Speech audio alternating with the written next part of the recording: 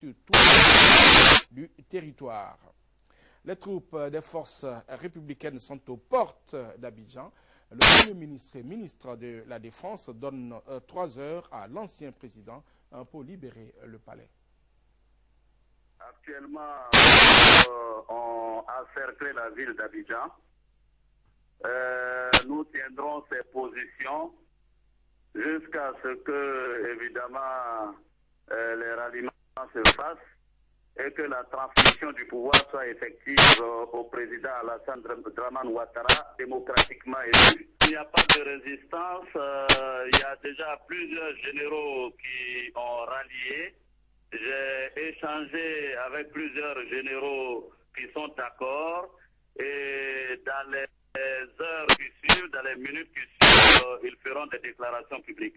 Alors, 2 choses. La première, c'est que l'armée majoritairement a voté Alassane Dramane Ouattara à plus de 60% au second tour de l'élection. Donc, ça se traduit dans les faits par les ralliements. L'armée a refusé de se battre. Nous avons connu des résistances seulement qu'avec les miliciens dans l'ouest de la Côte d'Ivoire. Et deuxièmement, le fait est que M. Alassane Dramane Ouattara a été démocratiquement élu et une cause perdue. Nous l'avons repéré et nous le suivons de minute en minute. Nous considérons qu'il faut éviter le bain de sang à Abidjan. Donc nous donnons la possibilité aux uns aux autres qui veulent rallier ou se rendre de le faire pacifiquement. Il y a des défections par groupe dans la police, dans la gendarmerie et dans l'armée. Nous avons donc nos officiers supérieurs qui sont en train de coordonner tous ces ralliements. L'instruction que nous avons donnée, c'est d'éviter le bain de sang dans la ville d'Abidjan. Nous donnons encore la possibilité dans les minutes, dans les heures qui suivent, donc au maximum de faire le ralliement et à Gbagbo de faire de se rendre. Nous leur donnons quelques heures.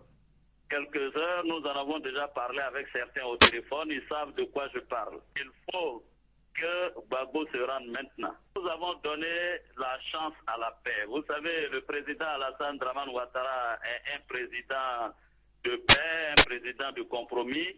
À chaque fois, il nous a demandé donc de donner la chance à la paix et que la diplomatie puisse se mettre en œuvre et se déployer. Nous avons donné 4 mois à la diplomatie pour régler pacifiquement la question. Maintenant que la diplomatie a fini son travail, il fallait que les forces républicaines de Côte d'Ivoire prennent leurs responsabilités. Et c'est ce que nous avons fait aujourd'hui.